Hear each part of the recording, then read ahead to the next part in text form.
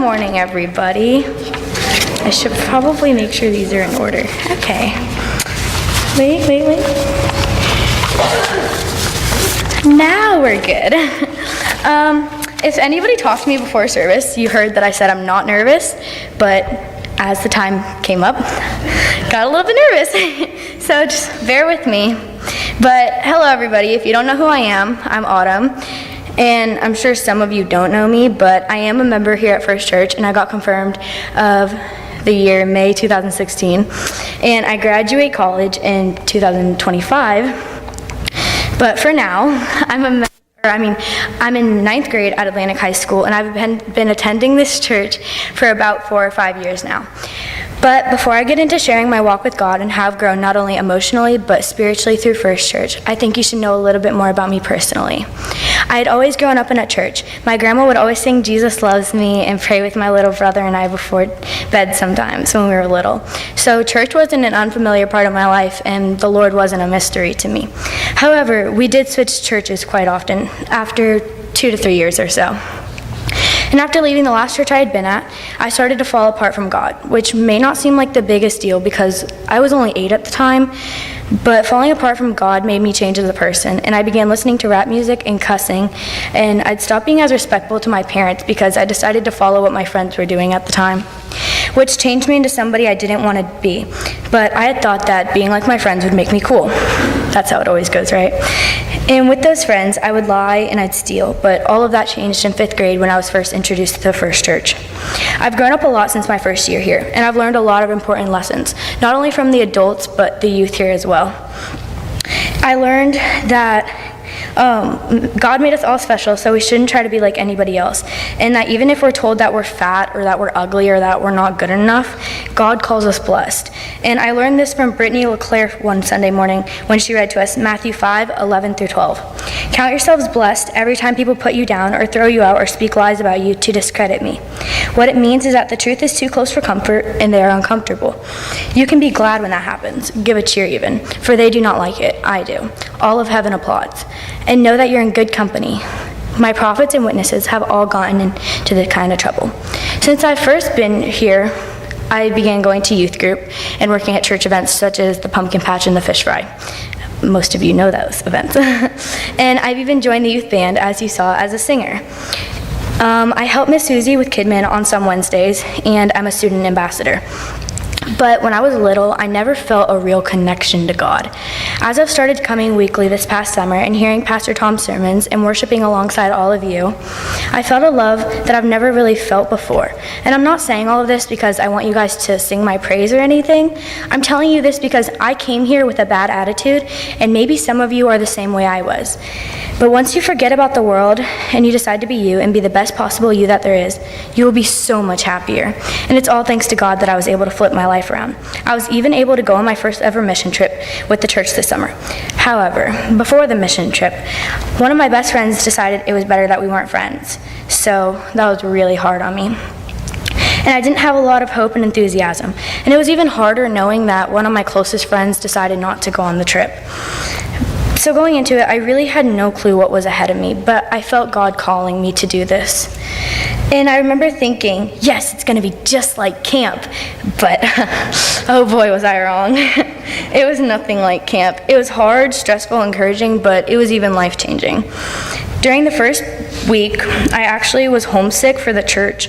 And I knew I had Tony and Todd and all my friends, but what I didn't have was the sanctuary and Pastor Tom and the kayak and all of you guys who make church an important part of my life. But that sounds really weird and all, but it was my first trip away since I'd begun going to the church weekly. And so it was a little bit difficult, but for the first time in my life, I felt the Holy Spirit flowing through me as we sang songs, played Catan, and met many strong, wonderful families. We even made friendships beyond what I could imagine. And for the first time, I had a God moment. And for those of you who don't know what a God moment is, or have never felt one, It's indescribable. And even if it's just for a split second, you know that something greater than yourself has touched your life, whether it be a prayer or a peace that washes over you in difficult times, or even an answer that you've searched so long to find. And that was my God moment. It was an answer that I'd been searching for.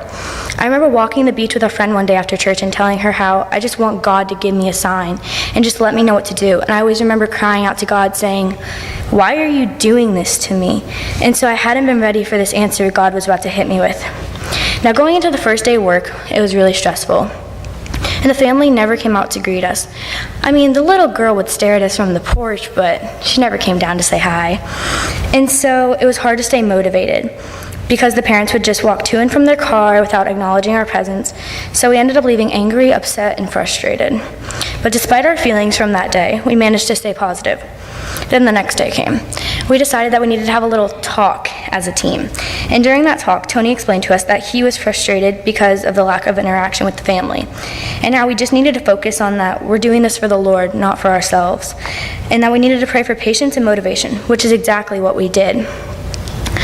So then when we began to work, little Haley, blue-eyed, brown-haired, 8-year-old little country girl, comes running over to the house to help us. She even helped us paint her bedroom.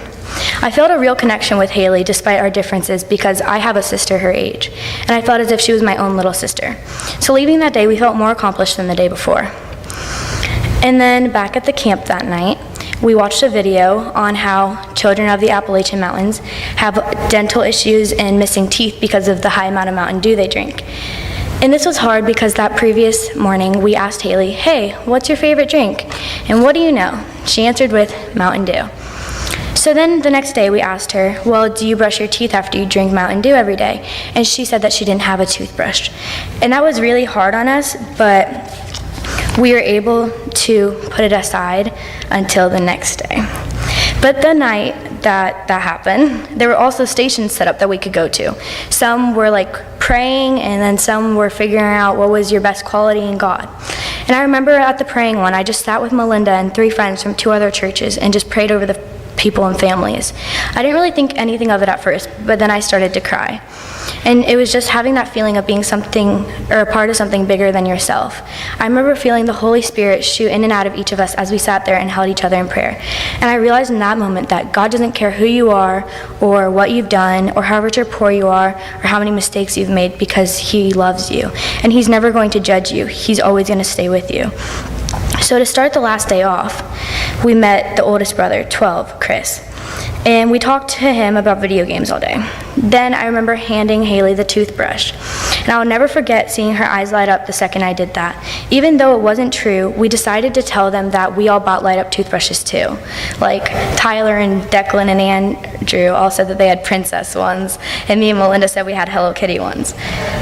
And even though it was a lie, we just wanted the kids to be excited that they got toothbrushes, and so did we. So Lord, I apologize for that lie. But as it began to get late and it was time to pack up, the goodbyes came. And when we loaded up, I screamed Haley's name, and I saw her run and jump into my arms. And that was honestly just an amazing feeling that you can only get from serving God. Then Friday night came. We were back at the center, and everybody began sharing their God moments for the week. I noticed that God brings people like you and I together so that way we can spread light on the darkness. And that He's going to test our strength by putting us through difficult times, but we really just need to trust in Him, and we're going to be okay. Like Proverbs 3:5-6 says, "Trust in the Lord with all your heart. Lean not on your own understandings, but in all your ways acknowledge Him, and He will make your path straight." But that wasn't my biggest God moment of the week. My answer that I'd been searching for so long came on to me on July 8th, 2017, the day we went whitewater rafting. And I'm sure many of you have heard the stories, some more exaggerated than others, but all the stories probably imply one thing. It was a very scary experience. I mean, it was my first time, but I wasn't too scared because everybody talked about, "Oh yeah, last year was so much fun." So I was like, hey, this is going to be great. And I remember when we first got there, we met our tour guide, and I looked at Melinda and Tony, and I'm like, hey, he looks like Jesus. And so as we went on the rapids and stuff, the level 4 rapid supposedly was labeled over level 5 rapid that day due to the intensity of the water levels. And it was all fine and dandy at first, but as we went through that level 5 rapid, we ended up hitting a rock. Now, I know hitting a rock is normal in whitewater rafting and all, but our guide Shem told us that in all of his 6 years of working there, he never hit that one rock. Coincidental, right? So when we hit that rock, I started to see Tony falling backwards, but I was like, oh, it's okay. Tony can catch himself, we'll be good. But then I started to see Tyler fall on top of Tony and flip over Tony. So I was like, yep, I'm gonna flip. And when I flipped, I came up and I instantly started to swim to the right like Shem told me to. I had already let go of my paddle at that point, but I just kept swimming until the water was calm enough for me to stand. But let me clarify, this was my first time whitewater rafting. So I was scared, like really, really scared. But after a minute or two, one of the other main tour guides, Lauren, came over with the family he had been rafting with. And I just remember telling the family, oh my gosh, I knew we should have gone to an amusement park. But once we got back to my raft and I noticed everybody seemed okay, I was fine. But why am I telling you this? Well, it's because of what Shem told us as we continued our trip. Shem would tell us about each site as we passed it, and in the middle of the river, there was a huge rock with a sycamore tree in it. Shem told us that that tree was 120 years old, and that whenever he was looking for answers or couldn't feel God's presence, he thought of that tree, and how no matter how much the water crashes on it or the weather beats it up, it's always standing tall, and it lets him know that no matter what is going on in his life, as long as he has a strong foundation in God, he's going to be safe. And I don't think Shem knows how much he impacted me that day. I found it then, what God was telling me all along, because I had just gotten beat up and shaken up by these rocks. But then I realized that God made me the sycamore tree. He knew that I was going to be safe, but he had to show me that he was my foundation, and that even though I'm going to get hurt along the way, he's always there to protect me, just like when I stopped being friends with my best friend at the beginning of summer. I was going to be okay. I just had to put my faith in the Lord. And that really brought me to trust God. Jeremiah 17:7-8 says, "Blessed is the one who trusts in the Lord, whose confidence is in him. They will be like a tree planted by the water that sends out its roots by the stream. It does not fear when heat comes. Its leaves are always green. It has not worries in a year of drought and never fails to bear fruit." So my question to you is, do you trust God? We're never promised an easy or successful life, but when we open our hands and freely let God be the author of our lives, and when we finally let go of the things that don't please him, we can live in confidence because we know that our lives will play out for his glory and for our good. And I realized then that if we would have gone to that amusement park, I wouldn't have heard that story and I wouldn't have gotten my answer. But yeah, it was scary. And for the first 2 weeks after the trip, every time I closed my eyes to sleep, the situation would replay in my head. And that was really stressful, but during all of that, one poem really stuck with me, and it says, "As I was walking along the beach with my Lord, across the skies was scenes from my life, and for each scene I noticed 2 sets of footprints in the sand. One belonged to me and the other to my Lord. After the last scene, my life flashed before me, and I looked back at the footprints and only saw one pair. I noticed that many times along my life, there's only one pair of footprints, especially when I reached my lowest, saddest, and scariest times. This really troubled me, so I asked the Lord about it. Lord, you said once I decided to follow you, you'd walk with me all the way. But I noticed there's only one set of footprints. I don't understand. When I needed you the most, you left me." And then he whispered, "My precious child, I love you, and I will never leave you ever. During your trials and testings, we only saw one set of footprints, and it was then that I carried you." That poem gave me the courage and peace I needed to accept this experience rather than let it consume me. God only puts us through what he knows we can handle, just as James 4:8 says, "If you draw near to God, he'll draw near to you." And although I learned how to let God take control, the biggest lesson I learned was that God made me for a reason. I say silly things and I'm super friendly for a reason. And we're all different, but that's why we get along so well. Our imperfections make us perfect, and that's what brings us together as a church. So always remember to be you. Thank you.